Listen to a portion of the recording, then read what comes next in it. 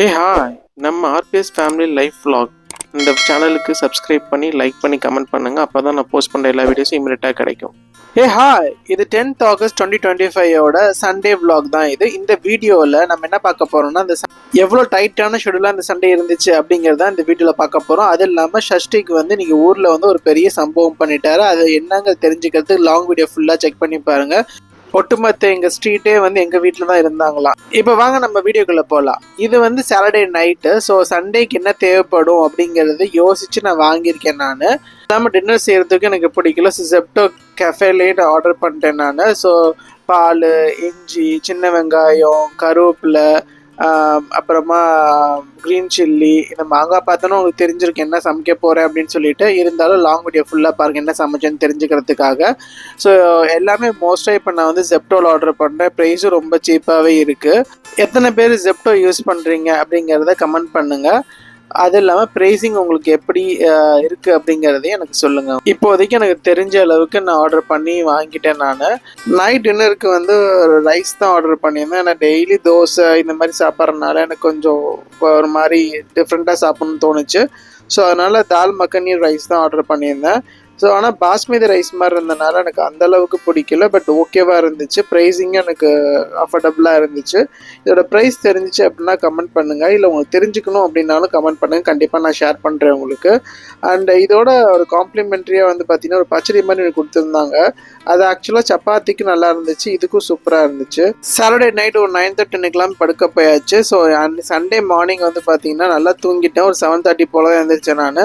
வெயிலும் பார்த்திங்கன்னா சுள்ளுன்னு அடிக்க ஆரம்பிச்சிருச்சு. என்னடா எவ்வளோ நேரம் தூங்கிட்டேன், என்ன பண்ணுறதுன்னு தெரியலையே அப்படின்னு சொல்லிட்டு சரி ஃபஸ்ட்டு நம்ம வந்து பிளாங்கெட் பில்லோஸ்லாம் மடித்து வச்சிடலாம், எல்லாம் அரேஞ்ச் பண்ணி வச்சிடலான்னு சொல்லிட்டு அதை பண்ணி வச்சாச்சு. அதாவது நான் என்ன சொல்கிறேன்னா ஒரு தனியாக இருந்தாங்க அப்படின்னா ஜாலியாக இருப்பாங்க அப்படின்னு நினச்சிட்டு இருக்காங்க. ஆனால் அவங்களுக்கு தான் தெரியும் எந்த அளவுக்கு கஷ்டம். சண்டே கூட லீவ் இல்லாமல் நம்ம வந்து ஒர்க் பண்ணிட்டு இருக்க மாதிரி தான் இருக்கும். நமக்கு நீட்டாக வீடை வச்சுக்கிறாங்க இல்லை வந்து நீட்டாக இல்லை, எப்படியாப்பட்ட இருந்தாலும் கண்டிப்பாக தனியாக இருக்கும் போது அவங்களோட ஒர்க் அவங்க பண்ணி தான் ஆகணும். வாஷ் பண்ணுறது, நீட்டாக வீடு க்ளீன் பண்ணி வைக்கிறது, இந்த மாதிரி எல்லாமே. ஸோ நான் எந்திரிச்சிட்டு ஃபேஸ் வாஷ் பண்ணிவிட்டு நேராக வராகி அம்மனுக்கு போய் குட் மார்னிங் சொல்லியாச்சு.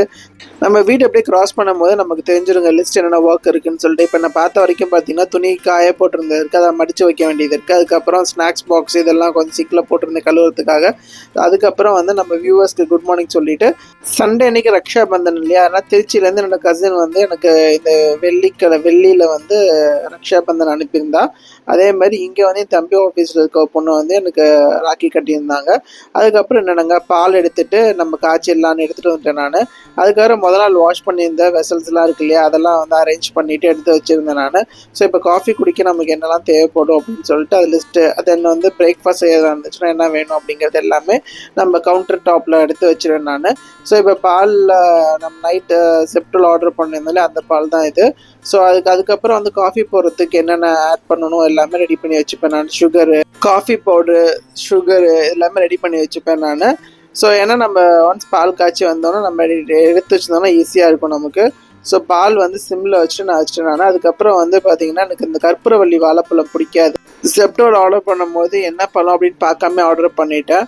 ஸோ அதனால் பார்த்தீங்கன்னா இதை வந்த வரைக்கும் சாப்பிட்டேன். பட் என்னால் முடியல. அதுக்கப்புறம் வந்து பார்த்தீங்க அப்படின்னா பால் வந்து தெரிஞ்சிருச்சு. கொஞ்சம் மனசு கஷ்டமாக தான் இருந்துச்சு. பயந்த மாதிரி என்ன நடந்துச்சு அப்படிங்கிறத லாங் வீடியோ ஃபுல்லாக செக் பண்ணி பாருங்கள். அதுக்கப்புறம் சரி மெயின் டோர் வந்து ஓப்பன் பண்ணலான்னு சொல்லிட்டு கிரகலட்சுமி வரலட்சுமியை நம்ம கும்பிட்டதுக்கப்புறமா டோர் ஓப்பன் பண்ணிவிட்டு வெளியே வந்து சூரிய நமஸ்காரம் பண்ணியாச்சு. பண்ணிவிட்டு இங்கே இருக்க விநாயகரையும் கும்பிட்டுப்பேன் நான். அதுக்கப்புறம் வீட்டுக்குள்ளே போயாச்சு. போயிட்டு என்ன பண்ணேன் அப்படின்னா டிவி போட்டுட்டு எப்போவுமே 24/7 நான் வீட்டில் இருந்தேன்னா என்ன சேனல் ஓடும் அப்படின்னா இந்த ஜோதி சேனல் தான் ஓடும். சாமி சாங் கேட்டுகிட்டே இருக்கும். இந்த வைப்ரேஷன் வீட்டுக்கு ரொம்ப நல்லா இருக்கும். அப்பாவுக்கு எந்த பொருளையும் வேஸ்ட் பண்ணுறது பிடிக்காது. ஸோ அதனால் தெரிஞ்ச பாலில் வந்து லெமன் ஊற்றிட்டு அப்படியே விட்டுட்டேன். தண்ணியை ஃபுல்லாக ஃபில்டர் பண்ணிவிட்டு இதுமாதிரி காட்டன் துணியில் என்ன பண்ணேன்னா அதை ஃபுல்லாகவே அந்த பன்னீரை கொட்டிட்டு மீதி இருக்க தண்ணி நல்லா புழிஞ்சிட்டு நான் என்ன பண்ணேன் அப்படின்னா ஒரு தட்டில் வந்து இந்த கட்டின பன்னீரை வச்சுட்டு அது மேலே வந்து வெயிட்டுக்காக என்ன பண்ணால் கல்லை தூக்கி வச்சிட்டேன் நான்.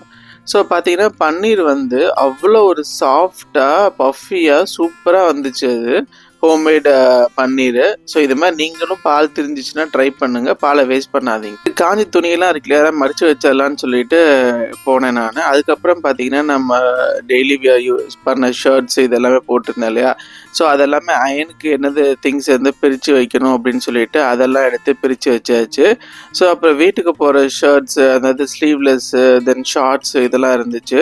ஸோ அதெல்லாம் நம்ம மடிச்சிடலாம் டவல்லாம் சொல்லிட்டு அதெல்லாமே மடிச்சிட்டு இருந்தேன் நான். ஸோ இது மாதிரி ஒவ்வொரு வேலையாக பார்த்து பார்த்து சண்டே அன்னைக்கு பண்ணுற மாதிரி இருக்கும். ஸோ எனக்கு எப்போவுமே வீடு நீட்டாக இருக்கிறதும் க்ளீனாக இருக்கிறதும் ரொம்ப முக்கியங்க. அப்போவே என் தம்பிகிட்ட பால் வாங்கிட்டு வான்னு சொல்லியிருந்தேன் நான். அவன் வாங்கிட்டு வந்துட்டான் போட்டிருக்கு. சென்னையில் இருக்கவங்க எல்லாத்துக்குமே இந்த மாதிரி வந்து ஒரு பையை வந்து கட்டி வச்சுருப்பாங்க. ஸோ எதுவும் கீழே போய் வாங்க அவசியம் இல்லை. ஸோ கொரியரோ இல்லை பால் பாக்கெட்டோ இல்லை வந்து வெஜிடபிள்ஸோ இந்த மாதிரி எதுனாலும் இங்கேருந்து சொல்லிடுவாங்க, அவங்க கொடுத்துருவாங்க. அந்த பையில் போட்டு நம்ம தூக்கி இது எடுத்துக்கலாம். நம்ம இது எத்தனை பேர் வீட்டில் போட்டிருங்க அப்படிங்கிறத கமெண்ட் பண்ணுங்கள் எனக்கு. ஸோ பால் வாங்கியாச்சு. ஸோ பால் வந்து அதே பாத்திரத்தில் யூஸ் பண்ணாமல் நான் என்ன பண்ணேன், வேறு பாத்திரத்தில் வந்து காய்ச்சிட்டு ஒரு டம்ளர் மட்டும் பால் எடுத்துகிட்டு அது காஃபிக்கு போட்டாச்சு. இன்னொரு இதில் எடுத்து என்ன பண்ணிட்டேன்னா டெய்லி யூஸ்க்காக வச்சுட்டேன். ஏன்னா காய்ச்சி வச்சுட்டிங்க அப்படின்னா பால் கெட்டு போகாது. அப்புறம் இது ரொம்ப நாளாக யூஸ் பண்ணாமல் இருந்துச்சு. என்னென்னு பார்க்குறீங்களா, உப்பு கண்டவங்க எனக்கு ரொம்ப பிடிக்கும்னு சொல்லிட்டு மாமா வீட்டில் எப்போ கிடா வெட்டுவாங்க வருஷம். ஸோ அதனால் எனக்கு கொடுத்து அனுப்பிச்சிருந்தாங்க. ஆல்ரெடி ஒரு பேட்ச் வந்து பார்த்தீங்கன்னா நான் உப்பு கண்ட குழம்பு வச்சு சாப்பிட்டுட்டேன் நான். ஸோ இது வந்து வறுக்கிறதுக்காக கொடுத்தது. ஸோ அதனால் வெயிலில் காய வைக்கணும்னு சொல்லிட்டு வீட்டுக்குள்ளேயே தான் நமக்கு வெயில் வருமே, அதனால கிச்சன் கவுண்டர் டாப்லேயே வந்து காய வச்சுட்டேன் நான். வெயில் நல்லா வந்துச்சு. ஒரு 12 மணி வரைக்கும் நல்லா வெயில் இருக்குங்க, 12-1 மணி வரைக்கும். ஸோ அதனால் அங்கே வச்சுட்டு இப்போ காஃபியும் போட்டாச்சு.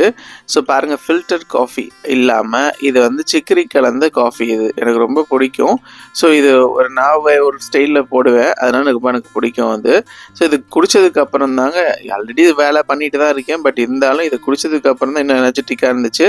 சரி இன்னைக்கு எப்படி ஹேர் கட்டும் பியர்ட் ட்ரிம் பண்ணிடலாம், நம்ம ரொம்ப நாள் ஆயிடுச்சு அப்படின்னு சொல்லிட்டு அதுக்கு பிளான் பண்ணியிருந்தேன் நான். இன்னைக்கு போயிடலாம் அப்படின்னு சொல்லிட்டு துணியெல்லாம் மடித்து வச்சுருந்தோம் இல்லையா, டெய்லி யூஸ்க்கு இன்னர் வேர்ஸு, பனியனு, தென் சாக்ஸ் இது எல்லாமே எங்கெங்கே வைக்கணுமோ அங்கே எல்லாமே வச்சுட்டேன் நான்.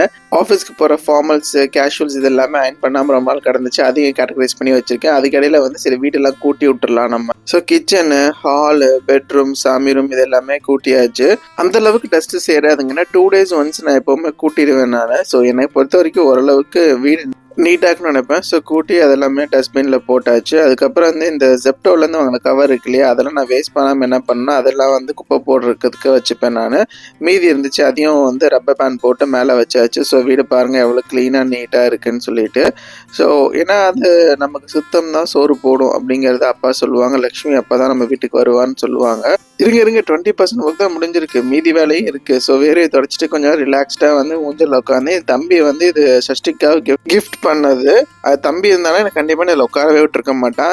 சஷ்டிக்கு ஒரு சம்பவம் பண்ணான்னு சொன்னாரு. என்னம்மா பண்ணிட்டாரு, ஹாலில் இருக்கிற மெயின் டோரை வந்து லாக் பண்ணிட்டாரு. அம்மாவும் என்னோட ஒய்ஃபும் வெளியே இருந்தாங்க. ஸோ 8:30 கிட்டத்தட்ட 10:30 வரைக்கும் உள்ளே தான் பையன் இருந்தான். ஸோ ஃபர்ஸ்ட்டு பயந்து புள்ள அழுதுச்சு. ஸோ அதுக்கப்புறம் சஷ்டிக்கு வந்துட்டு எல்லாரும் ஒவ்வொருத்தவங்களும் இன்ஸ்ட்ரக்ட் பண்ண எல்லாமே செஞ்சான். பட் இருந்தாலும் அவனால் பண்ண முடியல. அதுக்கப்புறம் பூட்டு உடைக்க சொல்லி பூட்டை உடைச்சு அவன் ரெக்கார்ட் பண்ணிட்டுருந்தாங்க. பால் தெரியும் போதே எனக்கு மைண்டில் தட்டுப்பட்டுச்சு. பட் இருந்தாலும் அப்பா கூட இருந்து எங்களை காப்பாற்றி கொடுத்துட்டாரு. எங்களுக்கு என்னடா பாய் எடுத்துட்டோன்னு பார்க்குறீங்களா, ஒன்றும் இல்லைங்க, நிறைய துணி சேர்ந்துருச்சு அயன் பண்ணுறதுக்கு. ஸோ அதனால் எல்லாத்தையும் கொட்டிட்டு அதுக்கப்புறம் துணி அங்கே மடித்து வச்சுருந்தேன் இல்லையா, அதில் எது அயன் பண்ணுற துணியெல்லாம் இருந்துச்சோ அதையும் எடுத்து போட்டுட்டு எல்லாத்தையும் மடிக்க ஆரம்பிச்சிட்டேன். மடிச்சுட்டு நமக்கு எத்தனை துணி இருக்குது அப்படின்னு சொல்லிட்டு அது எண்ணி தான் நான் கொடுப்பேன் நான். ஒரு 10 years-ஆக வந்து பார்த்தீங்கன்னா நான் ஒருத்தட்ட கொடுத்துட்ருக்கேன், அவர்கிட்ட தான் கொடுப்பேன் நான்.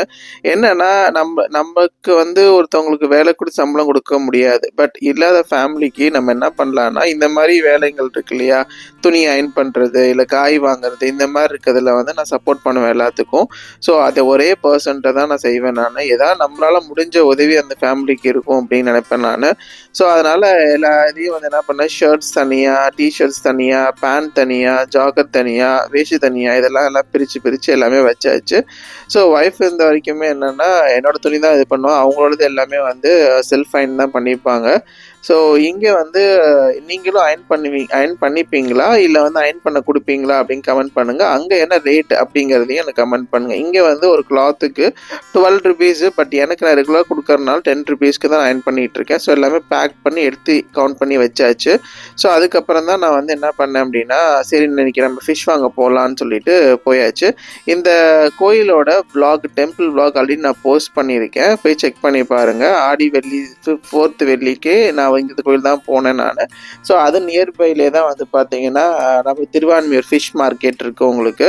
ஸோ இங்கேயுமே வந்து பார்த்தீங்க அப்படின்னா எல்லா ஃபிஷ்ஷஸுமே வெரைட்டிஸுமே கிடைக்கும், ஃப்ரெஷ்ஷாகவே இருக்கும் உங்களுக்கு, ஈவினிங்கும் கிடைக்கும். பட் இங்கே ஃபிஷ் மார்க்கெட் உள்ளே கட்டி கொடுத்துட்டாங்க, பட் இருந்தாலும் இன்னும் உங்களாம் வெளியே தான் இருக்காங்க.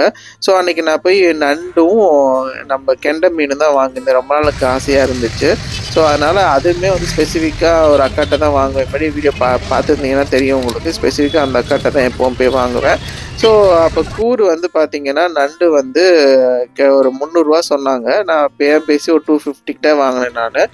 அதுக்கப்புறம் கெண்டை மீன் 2 வாங்கினேன் நான், நல்லா ஃப்ரெஷ்ஷாக சூப்பராக இருந்துச்சு.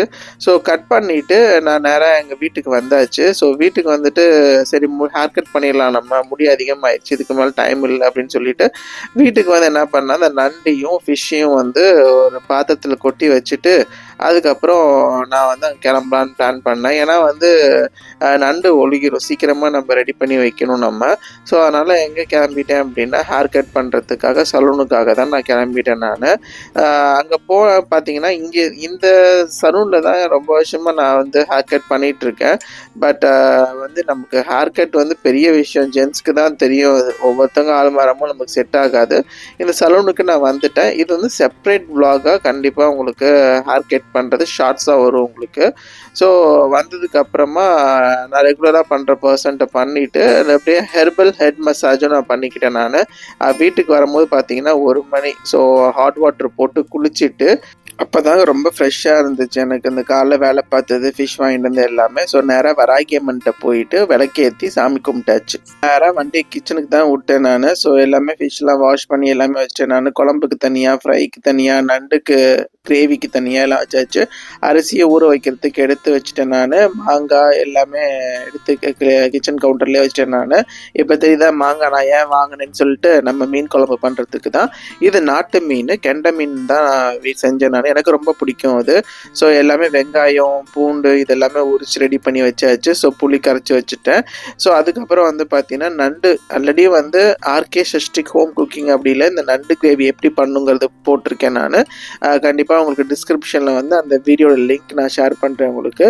அதே மாதிரி கெண்டை மீன், அதாவது நாட்டு மீன் எத்தனை பேர்த்துக்கு பிடிக்கும் அப்படிங்கிறதையும் எனக்கு கமெண்ட் பண்ணுங்கள். பண்ணிகிட்டு இருக்கும் போது தான் சில ஜாமான் இல்லாமல் வச்சு டக்குன்னு ஜெப்டோவில் போயிட்டு ஒரு குயிக்காக ஒரு ஆர்டர் போட்டேன். வித்தின் 6 மினிட்ஸில் எனக்கு வந்துருச்சு. ஸோ எண்ணெய், தென் ஸ்நாக்ஸ்க்கு பிஸ்கெட்டு, அதுக்கப்புறம் வந்து சீரகம், மிளகு, வெங்காயம். பட் எனக்கு எல்லாமே வந்து 99 ருபீஸ். நீங்கள் சிங்கிள் ஆர்டர் பண்ணால் ப்ரைஸ் கூட வரும், அதனால் ஏதாவது தேவையுள்ள பொருளையே ஆட் பண்ணுற மாதிரி இருக்கும். ஸோ பாருங்கள், மாங்காய் போட்டு மீன் குழம்பு ரெடி ஆகிட்டு இருக்கு. நம்மளோட கிராப் கிரேவி, அதாவது நண்டு கிரேவியும் பாருங்கள் சூப்பராக வந்திருக்கு நமக்கு. இது எத்தனை பேர்த்துக்கு கிராப் பிடிக்கும் அப்படிங்கிறது கமெண்ட் பண்ணுங்கள். இந்த மாதிரி ஃபிஷ்ஷை வந்து இது மாதிரி ஃப்ரை பண்ணி அந்த கலரை பாருங்கள் என்ன டேஸ்ட்டாக இருந்துச்சு தெரியுமா அந்த ஃபிஷ்ஷு. இது வந்து அந்த எப்போவுமே சீ ஃபுட்ஸ் எல்லாமே அன்னையோட அடுத்த நாள் நல்லாயிருக்கும், இல்லை வந்து காலைல பண்ணிங்கன்னா ஈவினிங் நல்லாயிருக்கும். ஸோ எனக்கு ரொம்ப பிடிச்சிருந்துச்சு எனக்கு. ஸோ இதுக்கிடையில் என்ன பண்ணிட்டேன்னா, நம்ம வந்து பண்ணி ரெடி பண்ணி வச்சுருந்தோம் இல்லையா, அதை வந்து ரிமூவ் பண்ணிவிட்டு அந்த காட்டன் கிளாத்லேருந்து ரிமூவ் பண்ணிட்டேன். பாருங்கள் எவ்வளோ சாஃப்டாக இருக்குது பாருங்கள். இந்த மாதிரி கடையில் வாங்கினா கூட இப்படி இருக்குமாங்கிறது எனக்கு தெரில. ஸோ அவ்வளோ சாஃப்டாக சூப்பராக ஸ்பாஞ்சியாக இருந்துச்சு. இதை வச்சு ஏதாவது ரெசிபி பண்ணலான்னு எடுத்து வச்சிட்டேன் நான் ஃப்ரிட்ஜில். அதுக்கப்புறம் எனக்கு எப்போவுமே என்னென்னா இந்த கிராப்பு, ஃபிஷ்ஷு இதெல்லாம் வந்து எப்படின்னா எனக்கு அந்த சாப்பிடும் போது சாப்பிட பிடிக்காது எனக்கு. ஏன்னா அது நம்ம கையில் ஓட்டிகிட்டு இருக்கும், அப்புறமா சாப்பிட முடியாது. அப்படிங்கிற ரீசனாக என்ன பண்ணால் ஃபஸ்ட்டே நான் வந்து என்ன பண்ணுவேன்னா, சாப்பிட்றதுக்கு ஒரு 1/2 hour பிஃபோரே வந்து நான் வந்து இந்த மாதிரி சாப்பிட்ருவேன் நான். சாப்பிடும்போது வெறும் குழம்பு, மாங்காய் இது மாதிரி தான் எடுத்து வைப்பேன் நான்.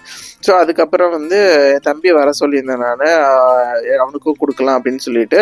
ஸோ அதனால் அவன் வந்து ஃபிஷ்ஷை மட்டும் எனக்கு ஃப்ரை பண்ணி கொடுத்துட்டு நண்டு நான் சாப்பிட்றேன்னு சொல்லிட்டு சாப்பிட்டுட்டு இருந்தேன் நான். ஆஃப்டர் 1.5 இயர்ஸ்க்கு அப்புறமா நான் கிராப் சாப்பிட்றேங்க. ஒய்ஃப் வந்து எடுத்தாங்க. பட் எனக்கு அந்த டைமில் எனக்கு ஃபாஸ்டிங் இருந்தனால நான் சாப்பிடல, அவங்க சாப்பிட்டாங்க. ஸோ அப்போலேருந்தே ஒரு டெம்டிங்காகவே இருந்துச்சு.